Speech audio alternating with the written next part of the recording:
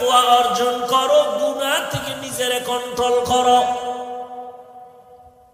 রোজার দ্বারা তাকওয়া যেই পরিমাণ অর্জন করা যায়, অন্য আমলের দ্বারা এই পরিমাণ অর্জন করা যায় না। রোজার মধ্যে বড় আমল দুইটা, এক হলো তারাবির নামাজ, আর এক হলো রোজা। এরে নবীর উম্মতের দল, এই মাসে আর একটা সুন্দর আমল হলো কোরআনের তেলাওয়াত। আমি আগেই বলছি, মনে থাকলে আবার বলেন, রমজানে একটা নফলের দাম কি একটাই না ফরজের সমান? একটা ফরজের দাম 70টার সমান। ও এলাকার মুসলমান যুবক বাবারা, মা বোনেরা, বৃদ্ধ বাবাজিরা, আগামী রমজান পাওয়ার গ্যারান্টি আছে। অতএব আমার অনুরোধ, এই রমজান যারা পাইছেন, পাবেন, আপনারা এই সময় নষ্ট করবেন না, নফল ইবাদত ছাড়বেন না। নফল ইবাদতের মাধ্যমে দাম কি হবে জানেন? কিয়ামতের দিন ফরজ আমলের যত ঘাটতি হবে সব নফল দ্বারা পূরণ হবে। অথচ আপনাকে কে জানি বয়ান দিছে নফল লাগে না, অথচ স্পষ্ট হাদিস, ফরজ আমলের ঘাটতি পূরণ হবে নফল আমলের দ্বারা। রমজানে একটা নফল ফরজের সমান। এই রমজানে নফল ছাড়বেন কেন? ও তারাবি পড়নেওয়ালা বাবারা, আপনারা নফল যত পারেন বাড়ায় পড়বেন। কমপক্ষে 20 রাকাত যেন তারাবি হয়। 8 রাকাত নিয়ে কেউ দ্বন্দ্বে যাইয়েন না, কোনো দূরত্ব নাই। ইবাদত আল্লাহর জন্য করবেন। যদি কেউ ওয়াদাই করে ফেলেন যে আমি 8 রাকাতের বেশি তারাবি পড়ব না, তার কাছে আমার মোহাব্বতের আওয়াজ হলো, ঠিক আছে মেনে নিলাম। আপনি 8 রাকাতই তারাবি পড়েন, তবে বাকি 12 রাকাতও পড়েন, নফল হিসাবে পড়েন। দেখবেন এই সওয়াব আর আগামী রমজানে আপনি পাবেন কিনা গ্যারান্টি নাই। অথবা রমজান পাইছেন, আপনি অসুস্থ, লাভ কি? ওই দেখেন না একদল, রমজান আইলেই বিপদ, মনে হয় অসুস্থতা বেড়ে যাবে। আছেন এরকম কিছু মানুষ? আজকে কেতাবে দেখছি, বড় এক বুজুর্গ পাকিস্তানের হাকিম আখতার সাহেব রহমতুল্লাহ আলাইহি লেখছে। কি লেখছে জানেন? এক এলাকার মানুষ একেবারে আওয়াম, শিক্ষিত না, ওখানে হুজুরে গেছে ওয়াজ করতে, রমজান আইতেছে, রেডি হও। এরা বুঝে না রমজান কি। কয় হুজুর এটা কি? কয় এটা আইলে ফজরের আগের থেকে সন্ধ্যা পর্যন্ত না খায় থাকবে। কয় এটা আবার কোন গজব? সারাদিন না খাইয়ে কহ, একটু পানি টেনি না, পানিও না।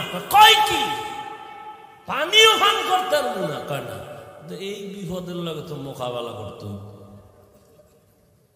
এবার হুজুর এটা আইবে কোন দিক দিয়া? কয়ে পশ্চিম দিক দিয়ে। তাই? কবে? 29শে শাবান,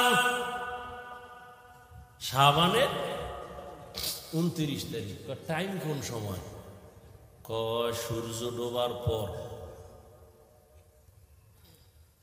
কয় হুজুর ঠিক আছে, বুঝলাম। হুজুরে বয়ান করে গেছে, সবাই রেডি, লাডি বানা। এই এলাকায় রমজানের ঢুকতে দেওয়া হবে না। যত যুদ্ধ লাগো, সারাদিন রাখায় রাখবে, আমাকে একটু পানিও খাইতে দিবে না, ওরে এই এলাকায় ঢুকতে দেওয়া হবে না। 29শে শাবান কবে গণ গুইনে টুইনে পাইছে। এবার কইছে হুজুরে ওই সূর্য ডুবার পরে পশ্চিম দিক দিয়ে রমজান আইবে। এরা সবাই পশ্চিম দিকে রেডি, লাডি টেডি নিয়ে। ঠিক সূর্যটা ডুবার পরেই দেখে একজনে উট লইয়া আইতেছে, উটের রাখা। এই যে দেখা যায় বোধহয় আউগার সামনে আগা যাইয়া ধই রেখে, তোর নাম কি? আমার নাম রমজান আলী। পাওয়া গেছে কে? হুজুরে তের কথাই কইছে, রমজান আলীটার ফিডা, হারে ফিডা গণ ধলাই, এটা মায়ের মুড়ি খাইয়া দৌড়। এটা জানে না যে আমার কি লিগে ফিডায় দৌড় ফিডাই টিডাই কইছে এই এলাকায় ঢুকলে তোর রুহু আর লগে রাখবি না, খবরদার এই অন্য দিক দিয়ে দৌড়া, এ এলাকায় ভুলো আবি না। ঠান্ডা মাথায় সবাই আছে। হুজুরে কয়েকদিন পর আবার বয়া দিয়েছে রোজার পরে, কেউ ভাই রমজান কেমন কাটলো? হুজুর রমজানের মাইরা আল্লাহর শুকর আমাকে এলাকায় ঢুকতেই দিই, বহু দূরে রাখছে, এই বিপদ এই এলাকায় ঢুকতে দেওয়া হবে না। কিছু মানুষ এই রমজান আইলেই আমার অসুস্থতা বেড়ে যাবে, গ্যাস বেড়ে যাবে, অথচ পৃথিবীর সমস্ত চিকিৎসা বিজ্ঞানী একমত মানুষের সুস্থতার জন্য আল্লাহর দেওয়া সর্ববৃহৎ এক ঔষধের নাম রোজা। আমাকে হুজুর গুড়া বাদ দাও, এমনি তো কানে ঢুকবে না, ওটা ওই যে নাকের উপরে একটা মশা উইরা যায় এইরকম হুজুর গো কথা। চিকিৎসা বিজ্ঞানীদের কথা কি করবা? সমস্ত চিকিৎসা বিজ্ঞানী একমত মানুষের জীবনের সুস্থতার মহা এক ঔষধ হলো রোজা। গত বছর হিন্দু এক ডাক্তার বিশাল এক আর্টিকেল লেখছে ফেসবুকে, আমাকে একজনে দেখেছে, বিশাল রোজার কি শরীরের উপকার কি কি। এই জন্য রসুল শুধু রমজান না, প্রত্যেক সোমবার বৃহস্পতিবারে রোজা রাখছেন। রোজা রেখে একটু কষ্ট লাগবে, দেখ বড় অভ্যাস হয়ে গেল, শান্তি আর শান্তি। 3 দিন খাইবেন, একদিন রোজা, পুরা খানা দানার বডি ব্যালেন্সে চলে আসবে। আবার 2 দিন খাইবেন, আবার রোজা, পুরা বডি ব্যালেন্সে। সুস্থতার জন্য রোজা, বিকল্প কোনো ঔষধ নাই। আর এক ঔষধ রাতের ঘুম। রোজা যারা রাখবে না, এগুলো কি উপায়? আফসুস, আপনিও মুসলমান, আমিও মুসলমান, আপনার আল্লাহ আমার আল্লাহ এক, নবী এক, কোরআন এক, কাবা এক, ধর্ম এক। এরে যুবক,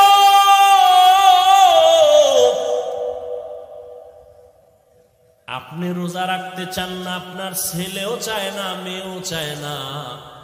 আল্লাহর শুকর, আমাদের ছোট ছোট বাচ্চারা রোজা রাখবে, সাহারিতে যদি না উঠাই পরের দিন খায় না, রাগ কইরা উঠাইলাম না কেন?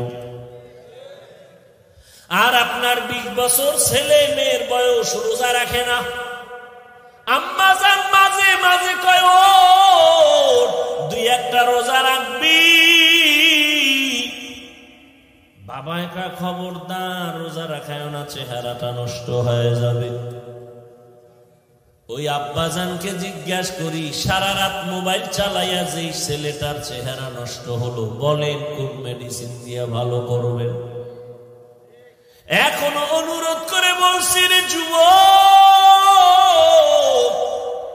ও পর্দার আড়ালের আম্মা জানেরা, বোনেরা, ও বৃদ্ধ বাবাজি, কয়দিন আর দুনিয়ার বাহাদুরি? চোখের সামনে কত লাশ, কই আমরা যে নবীর আদর্শ মেনে টুপি পরলাম, দাড়ি রাখলাম, নামাজ পড়ি, পর্দা করি, হালাল খাই, কই আমাদের তো সম্মান কমে নাই, না খাইয়াও মরি নাই। করোনার সময় স্কুল বন্ধ, কলেজ বন্ধ, চাকরি বন্ধ, ব্যবসা বন্ধ, ফ্যাক্টরি বন্ধ, কিন্তু কোরআনওয়ালাদের একটা মাদ্রাসাও বন্ধ হয় নাই। আপনি মাস্ক লাগাইছেন, ট্রিপল মাস্ক, মরবেন না করোনার ভয়ে। আর এই দেশের লাশগুলো করোনার লাশ, হুজুরেরা কান্দে নিল, জানাজা পড়াইলো, গোসল করাইয়া দাফন করলো, একজন হুজুরেও করোনায় মরে না। এরে আমার কলিজার যুবক বাবারা, আল্লাহ সম্মানের মালিক, ও এলাকার ভাইরা, ও যুবক বাবারা, এতক্ষণ আমি যে বয়ান করতেছি আমি একবারও কিন্তু আপনাদের বলি না আমার মতো টুপি লাগাও, স্কুল ছেড়ে মাদ্রাসায় যাও। আমি কওমি মাদ্রাসার সন্তান, তোমরাও যাও। আমি তাবলীগের লাইনের সন্তান, তুমিও তাবলীগে যাও। একবারও বলি নাই আমি পীরের মুরিদ, তুমিও পীরের কাছে যাও। একবারও বলি নাই। বরং আমি বলতে চাই, যুবক তুমি স্কুলে পড়ো, আমি হাফিজুর রহমান তোমাকে ধন্যবাদ দিয়ে গেলাম, দোয়াও করে গেলাম। তুমি স্কুলে পড়ে ডাক্তার হও, কলেজে পড়ো, ভার্সিটিতে পড়ো, তুমি ইঞ্জিনিয়ার হও, প্রফেসর হও, তুমি একজন সাংবাদিক হও, ওসি ডিসিএসপি হও। আমি দোয়া করে গেলাম, অন্তর থেকে বলছি। তোমার মাদ্রাসায় যাওয়া লাগবে না, তুমি একজন ব্যবসায়ী হও, চাকরিজীবী হও। তবে আমি হাফিজুর রহমানের একটা ছোট দাবি বিদায় বেলা তোমাদের কাছে, বেয়াদব হইও না রে বাবা। তোমার ব্যবহারে কোনোদিন যেন মা বাবা কষ্ট না পায়, তোমার আচরণে কখনো যেন আলেম কষ্ট না পায়, তোমার ব্যবহারে কখনো শিক্ষক যেন কষ্ট না পায়। কারণ মা বাবা যদি কষ্ট পাইয়া মনে দুঃখ নিয়ে বলে একটা নিঃশ্বাস ছাড়ে, ওই নিঃশ্বাসটা তোমার জন্য একটা আগুন। ওই আগুনটা যদি তোমার কপালে লেগে যায়, মরার আগে তোমার জীবন বরবাদ হয়ে যাবে। তোমার মতো যুবক, তোমার আচরণে শিক্ষক যদি কষ্ট পাইয়া দুঃখের নিঃশ্বাস ফেলে বলে এই কষ্টের নিঃশ্বাস যদি তোমার কপালে লাগে, তোমার লেখাপড়া ধ্বংস হয়ে যাবে। আলেমের দুঃখের নিঃশ্বাস যদি লাগে, চরিত্র নষ্ট হয়ে যাবে। এজন্য বললাম, হে যুবক, স্কুলে পড়ো, কলেজে পড়ো, চাকরি করো, ব্যবসা করো, মা বাবার দোয়া নিয়ে, শিক্ষকের দোয়া নিয়ে, উলামায়ে কেরামের পরামর্শ নিয়ে, নবীর আদর্শ মেনে জীবনটা চালাও। এবার বাস্তবে একটু তাকায় দেখো তো, তোমার মতো যুবক জীবনে মাদ্রাসায় পড়ে নাই, স্কুলে পড়ে, কলেজে পড়ে। সত্য কথাটা স্বীকার করো, তোমার মতো যুবক জেনারেল লাইনে থাইকাও নামাজ পড়ে, বলো আসেনি? তোমার দুই পায়ে হাত রেখে বলছি, বেয়াদবি মাপ চাই, রাগ করো না। বলো তুমি, মেধা আছে, বিবেক আছে, পশুকে আল্লাহ বিবেক দেয় নাই। তুমি বলো, তোমার মতো যুবক যদি স্কুল কলেজে পড়িয়া নামাজ পড়ে, বলো তুমি কেন পারো না রে বাবা? তোমার কি সমস্যা বলো? মা বাবার কি অভিশাপ লাগছে তোমার কপালে? আমার তো মনে হয় তাই। নাইলে অভিশাপ না লাগলে তোমার মতো যুবক যদি কলেজে পড়িয়া নামাজ পড়ে, বলো তুমি কেন পারো না? তোমার মতো যুবক যদি রাস্তায় গাড়ি চালায় নামাজ পড়ে, তুমি কেন পারো না? তোমার মতো যুবক র্যাব, আর্মি, পুলিশ, বিডিআরের চাকরি করে নামাজ পড়ে, বলো তুমি কেন পারো না? তোমার মতো যুবক ডাক্তার, প্রফেসর, ইঞ্জিনিয়ার 5 ওয়াক্ত নামাজ পড়ে, বলো তুমি কেন পারো না? তোমার মতো যুবক নদীর মধ্যে মাছ ধরে, নামাজ ছাড়ে না, ময়দানে কৃষি কাজ করে, নামাজ বাদ দেয় না, বলো তুমি কেন পারো না রে বাবা? আল্লাহর কসম, আল্লাহ তাআলা তোমাকে বারবার ডাকে, তওবা করো। কয়দিন আর গুনাহ করবা, কোন দিন হায়াত শেষ হবে জানা নাই। চক্ষু বন্ধ করে একটু গবেষণা করো, ভাবো, দেখো করোনার মধ্যে যুবকের লাশ, ছাত্র জনতার আন্দোলনে দেখো যুবকের লাশ, যত লাশ দেখি শুধু যুবক আর যুবক, পানির নিচে, গাড়ির নিচে, ঘুমের বিছানায় যুবকের লাশ। কয়দিনের বাহাদুরি করবা? জীবনে তো গুনাহ মনের ঝাল মিটাইয়া কম করো নাই। মনে চাইছে দাড়ি রাখবা না, রাখো নাই। মনে চাইছে নামাজ পড়বা না, পড়ো নাই। মনে চাইছে পার্কে যাবা, দৌড়ায় গেছো, কারো বাধা তুমি মানো নাই। এখনো কি তওবা করবা না রে বাবা? মনটাকে শুধু একটা কথাই বুঝাও, এরে মন, তোমার মতো যুবক যদি জেনারেল লাইনে থাকিয়া চাকরি করে, ব্যবসা করে, লেখাপড়া করে, নামাজ পড়ে, তুমি কেন পারবা না রে বাবা? এখনো সময় আছে, তওবা করে নাও। আমার আল্লাহর কাছে মনে মনে বলো, ও দয়ার মালিক, জীবনে তো কম দাড়ি কাটি নাই, নামাজ কম সারি নাই, বেপরদায় কম চলি নাই। ও আল্লাহ, কয়দিন আর গুনাহ করব, কোন দিন আজরাইল আসবে তাও জানা নাই। তওবা করিয়া নাও, এই বরকতের মা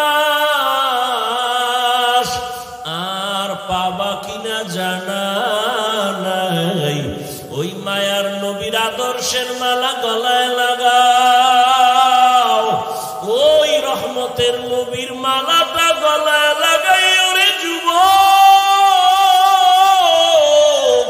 নবীর আদর্শের মালা গলায় লাগায় কত বিধর্মী কালেমা পড়িয়া মুসলমান হয়ে গেল। আমার নবীর আদর্শ এত সুন্দর, যেই নবীর আদর্শের পাগল উড়ন্ত পাখি একটা গর্তের পিপিলিকা পর্যন্ত আল্লাহর কাছে দোয়া করে, আরজি করে, হে আল্লাহ তুমি আমার একটু মদিনা দেখাও, আল্লাহ তোমার ঘর দেখায় দাও। আমার আল্লাহ অর্ডার দিছে, ও কবুতর অমুক এলাকায় যাইয়া অমুক পিপিলিকাটাকে পায়ের সাথে লাগাইয়া মক্কা দেখায় দাও, নবীর রওজাটা দেখায় দাও। মদিনার নবীর রওজার এত মুহাব্বত, ও নবীর আশিক, ও পর্দার আড়ালের আম্মা জানেরা, বোনেরা, আপনাদের কত ধন্য জীবন। আপনারা নবীদের মায়ের মতো দামি মা, সাহাবায়ে কেরামদের মতোই তো আপনারা নারী, হাফেজে কোরআনের মায়ের মতোই আপনারা দামি।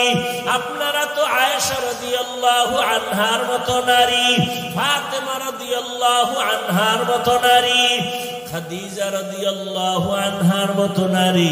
কয়দিন আর দুনিয়ায় বাঁচবেন রে মা?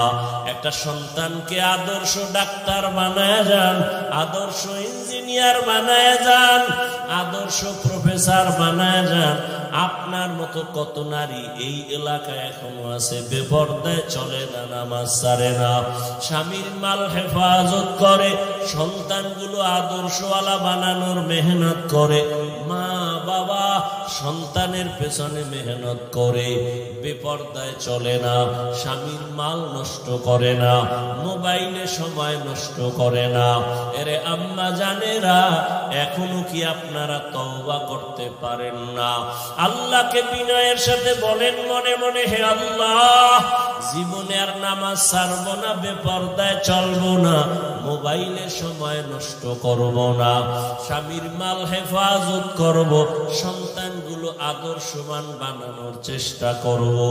রহমতের নবীর মোহাব্বত আর আদর্শ অন্তরে লালন করিয়া, ও বৃদ্ধ বাবাজি, আপনার মতো কত বুড়ারা মসজিদে গিয়া নামাজ আদায় করে 5 বেলার, আপনারা কেন পারেন না?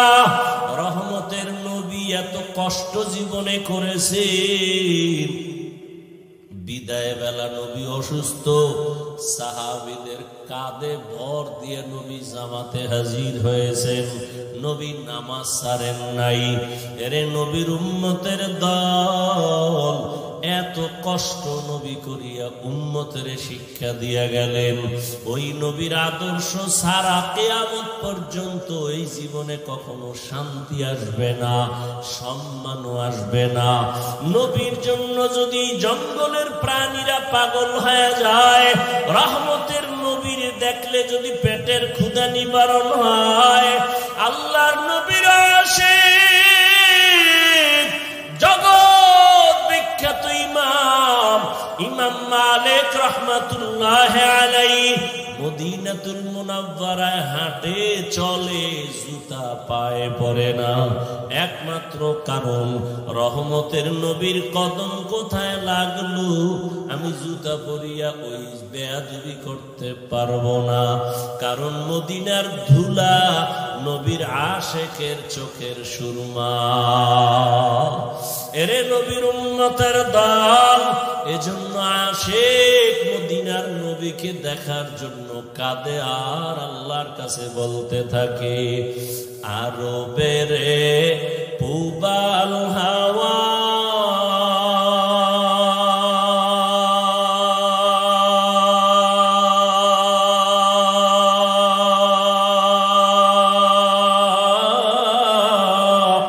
পশ্চিমে করে সুধাওয়া,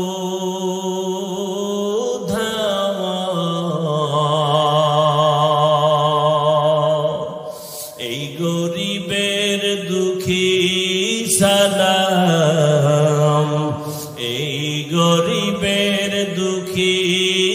সালাম পৌঁছে দিও মদিনায় মদিনা যাইতে পারলাম না মদিনা দেখতে পারলাম না আমি অসহায় তাই এত দূরে রই আমি অসহায় তাই এত দূরে রই শুধু সালাম জানাই মদিনা যাইতে পারলাম না মদিনা দেখতে পারলাম না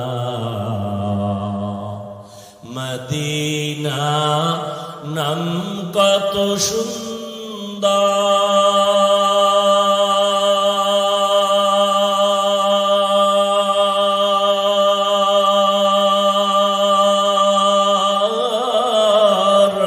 মদিনা কেরে সেবন্তা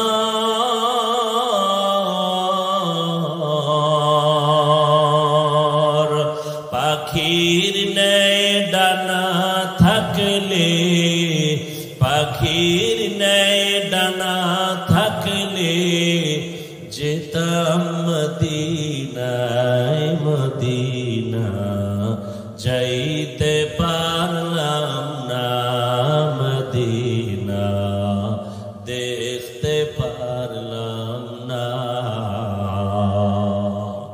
এরে আল্লাহর বান্দারা ওই মদিনার মোহাব্বত অন্তরে জমা করে এখনো সময় আছে তওবা করো আর আমার মালিকের ডাকো আর বলো হে মালিক আর নামাজ ছাড়বো না দাড়ি কাটবো না বেপরদায় চলবো না মা বাবার সাথে বেয়াদবি করবা না রে যুবক ওলামায়ে কেরামের দোয়া নিয়া শিক্ষকের দোয়া নিয়া নবীর আদর্শ মেনে চলবা মরিয়া গেল আর নামাজ ছাড়বা না রোজা ছাড়বা না গুনাহ করবা না তওবার নিয়ত যদি অন্তরে থাকে রে যুবক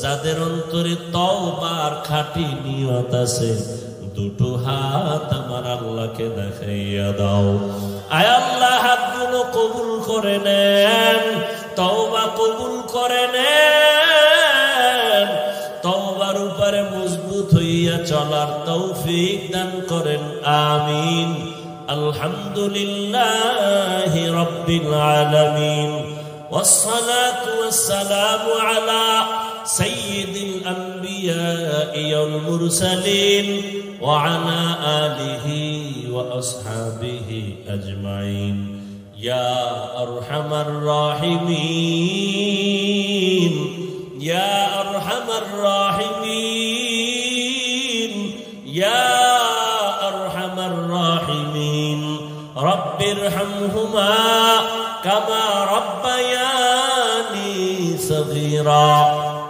اللهم إنك عفو كريم تحب العفو فاعف عنا